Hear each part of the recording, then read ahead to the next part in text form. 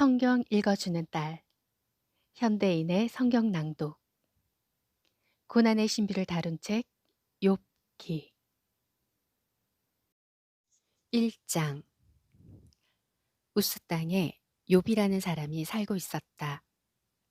그는 진실하고 정직하며 하나님을 두려운 마음으로 섬기고 악을 멀리하는 사람이었다. 그에게는 7 아들과 3 딸이 있었으며 그의 소유는 양 7,000마리, 낙타 3,000마리, 소 1,000마리, 암낙이 500마리였다.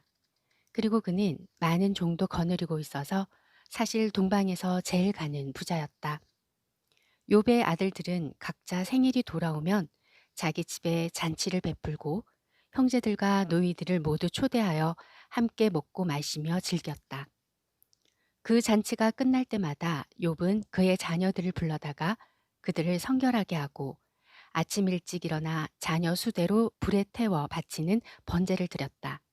이것은 그가 혹시 내 아들들이 범죄하여 마음으로라도 하나님을 떠나지 않았을까 하고 생각했기 때문이었다. 어느 날 천사들이 여호와 앞에 나와 섰을 때 구소자인 사탄도 그들 가운데 와 있었다. 그때 여호와께서 사탄에게 물었다. 내가 어디서 왔느냐? 땅을 두루 돌아다니다가 왔습니다. 내가 내 종 욥을 주의하여 보았느냐? 그처럼 진실하고 정직하며 나를 두려운 마음으로 섬기고 악을 멀리하는 사람은 세상에 없다. 욥이 하나님을 두려운 마음으로 섬기는 데에 어찌 이유가 있겠습니까? 주께서는 항상 그와 그 가정과 그의 재산을 보호하고 그가 하는 모든 일에 축복해 주셔서 그의 가축이 온 땅을 덮을 만큼 부자가 되게 하셨습니다. 그러나 그가 소유한 모든 것을 한번 빼앗아 보십시오. 그러면 당장 그가 정면으로 주를 저주할 것입니다. 좋다. 내가 그의 소유를 내 마음대로 하여라. 그러나 그의 몸에는 손을 대지 말아라. 그래서 사탄은 곧 여호와 앞에서 물러갔다. 하루는 욥의 자녀들이 맏형의 집에 모여 식사를 같이 하며 포도주를 마시고 있었다. 이때 한 종이 욥에게 달려와 말하였다. 우리는 서로 밭을 갈고 있었고 나귀는 주변 목초지에서 풀을 뜯어 먹고 있었습니다. 그런데 갑자기 스바 사람들이 우리를 기습하여 소와 나귀를 다 빼앗아 가고 종들을 죽였습니다. 그래서 나만 이렇게 간신히 살아나와 주인께 보고하러 왔습니다. 그의 말이 미처 끝나기도 전에 또 한 종이 와서 말하였다. 하나님의 불이 하늘에서 내려와 양떼와 종들을 모조리 태워 죽였습니다.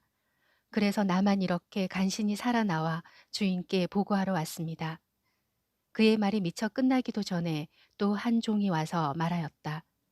갈대아 사람들이 갑자기 우리를 기습하여 종들을 죽이고 낙타를 모조리 끌어갔습니다. 그래서 나만 이렇게 간신히 살아나와 주인께 보고하러 왔습니다. 그의 말이 미처 끝나기도 전에 또 다른 한 종이 와서 말하였다.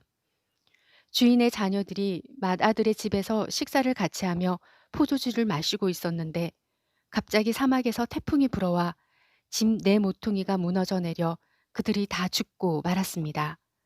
그래서 나만 이렇게 간신히 살아나와 주인께 보고하러 왔습니다. 그러자 욥은 일어나 자기 옷을 찢고 머리털을 밀고 땅에 엎드려 여호와께 경배하며 이렇게 말하였다. 내가 태어날 때 아무것도 가져온 것이 없었으니 죽을 때도 아무것도 가져가지 못하리라.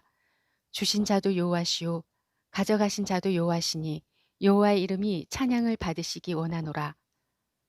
이 모든 일을 당하고도 욥은 범죄하거나 하나님을 원망하지 않았다. 2장. 어느 날 또 여호와의 천사들이 여호와 앞에 나와 섰을 때 사탄도 그들 가운데 와 있었다. 그때 여호와께서 사탄에게 물었다. 내가 어디서 왔느냐? 땅을 두루 돌아다니다가 왔습니다. 내가 내 종 욥을 주의하여 보았느냐?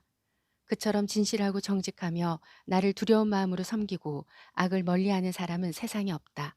내가 나를 자극하여 아무 이유 없이 그를 해치게 하였으나 그는 여전히 진실을 간직하고 있다. 가죽은 가죽으로 바꾸는 법입니다. 사람이 자기 생명을 구하기 위해서는 무엇이든지 포기할 것입니다. 이제 주의 손을 펴서 그의 살과 뼈를 한번 쳐보십시오. 그러면 당장 그가 정면으로 주를 저주할 것입니다. 좋다. 내가 그를 내 마음대로 하여라. 그러나 그의 생명만은 해하지 말아라. 그래서 사탄은 여호와 앞에서 물러가 욥을 쳐서 그의 발바닥에서부터 머리 끝까지 악성 종기가 나게 하였다. 욥이 제 가운데 앉아서 기와 조각을 가져다가 자기 몸을 긁고 있는데 그의 아내가 와서 말하였다. 당신이 이래도 진실을 고수할 셈이요. 하나님이나 저주하고 죽으시오. 그러나 욥은 이렇게 대답하였다. 당신의 말은 어리석은 여자의 말과 같소. 우리가 하나님께 복도 받았는데 재난을 당하지 말라는 법이 있겠소? 이 모든 일을 당하고서도 욥은 입술로 하나님께 범죄하지 않았다. 그때 욥의 세 친구들은 욥이 당한 모든 일을 듣고 서로 연락하여 그를 찾아보고 위로하고자 각자 자기 집에서 출발했다. 그들은 대만 사람 엘리바스와 수아 사람 빌닥과 나아마 사람 소발이었다. 그들은 멀리서 욥을 바라보고 알아볼 수 없을 만큼 그가 변한 것을 보자 소리 높여 울며 슬픔에 못 이겨 자기들의 옷을 찢고 하늘을 향해 티끌을 날려 자기들의 머리에 뿌렸다. 그리고서 그들은 밤낮 7일을 꼬박 그와 함께 땅바닥에 앉아 있었으나 욥의 고통이 너무 큰 것을 보았기 때문에 말 한마디 하는 자가 없었다. 3장. 드디어 욥은 침묵을 깨뜨리고 입을 열어 자기가 태어난 날을 저주하며 이렇게 외쳤다. 내가 태어난 날이여 저주를 받아라. 내가 임신이 되던 그 밤도 저주를 받아라. 그 날이여 영원히 자취를 감추어 버리고 하나님의 기억에서 사라져 버려라. 빛이여 다시는 그 위에 비추지 말아다오. 흑암아 사망의 그늘아 그 날을 너의 것으로 주장하여라. 구름아 그 위를 덮어 빛이 비치지 않게 하여라. 그 밤이여 짙은 어둠에 휩싸여 버리고 달력에서도 삭제되어 그 해의 달과 일수에 계산되지 말아라. 차라리 그 밤이 적적하고 기쁨의 소리가 들리지 않았더라면 더 좋을 뻔하였다. 나를 저주하는데 익숙한 자들아 그 밤을 저주하여라. 그날 밤은 새벽별도 빛을 내지 말고 기다리던 빛도 나타나지 말며 아침 동력도 보이지 않았더라면 좋았을걸. 나를 태어나게 하여 이처럼 큰 슬픔을 당하게 한 그 날을 저주하고 싶구나. 내가 어머니 뱃속에서 태어날 때 차라리 죽었더라면 좋았을걸.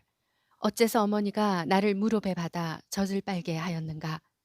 내가 그때 죽었더라면 지금쯤은 평안히 잠들어 쉬고 있을 텐데 그것도 의리의리한 궁전을 짓고 살던 고대 왕들과 고관들 그리고 금은보화로 집을 채운 황태자들과 함께 있을 것이 아니겠는가. 내가 그때 죽었더라면 죽어서 나와 세상 빛을 보지 못한 아이처럼 땅속에 묻혀 있을 것이 아니겠는가. 그곳은 악한 자들이 말썽을 부리지 못하고 피곤한 자들이 쉴 수 있는 곳, 죄수들까지도 평안을 누리고 포악한 간수들의 간섭을 받지 않는 곳, 그곳은 높고 낮은 자의 차별이 없고 종이 주인에게서 해방되는 곳이다. 어째서 고난당한 자에게 빛을 주고 마음이 괴로운 자에게 생명을 주었는가. 이런 자들은 죽기를 기다리고 감추인 보화를 찾는 것보다 더 간절히 죽음을 찾아도 그것이 오지 않는구나. 이들은 죽어서 땅속에 묻혀야만 행복한 사람들이 아닌가. 하나님에게 둘러싸여 앞날이 아득한 사람에게 어째서 생명이 주어졌는가.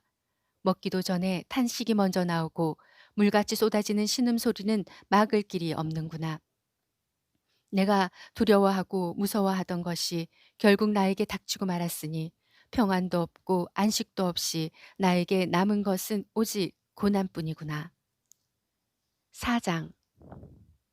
그때 대만 사람 엘리바스가 이렇게 말하였다. 내가 이런 말을 하면 넌 더욱 마음이 괴롭겠지. 하지만 이대로 가만히 있을 수는 없어.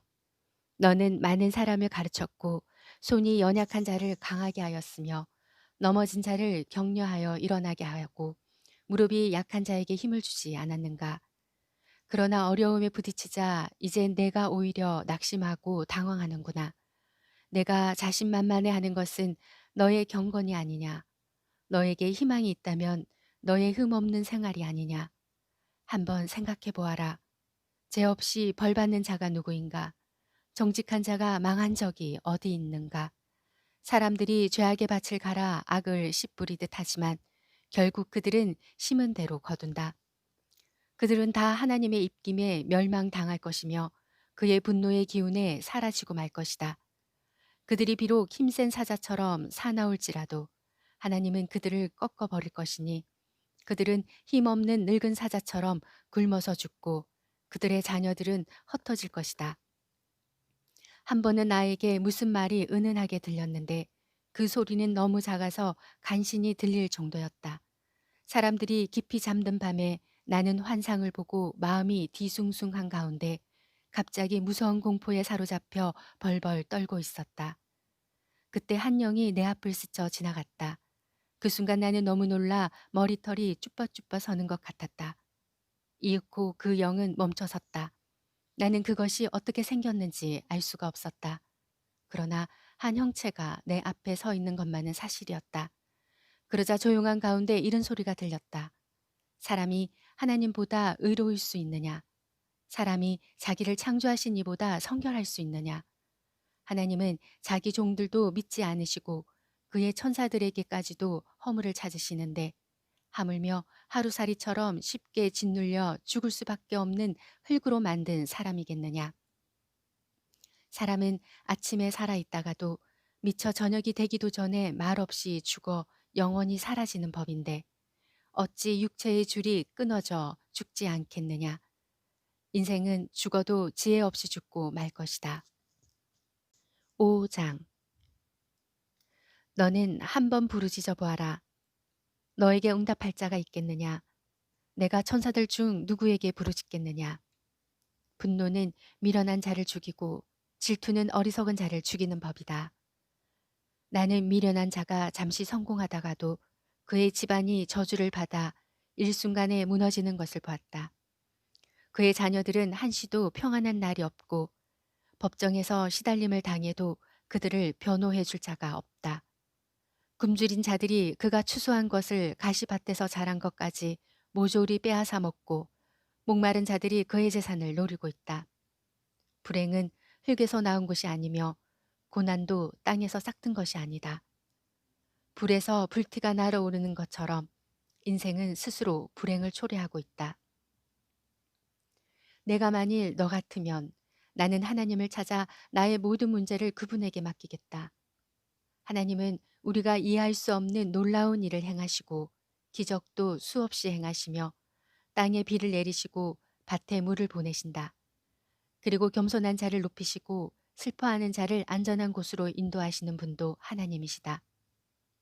하나님은 교활한 자들의 계획을 뒤엎고 그들이 성공하지 못하게 하시며 약삭빠른 자를 자기 꾀에 빠지게 하셔서 그들이 아무것도 이루지 못하게 하신다.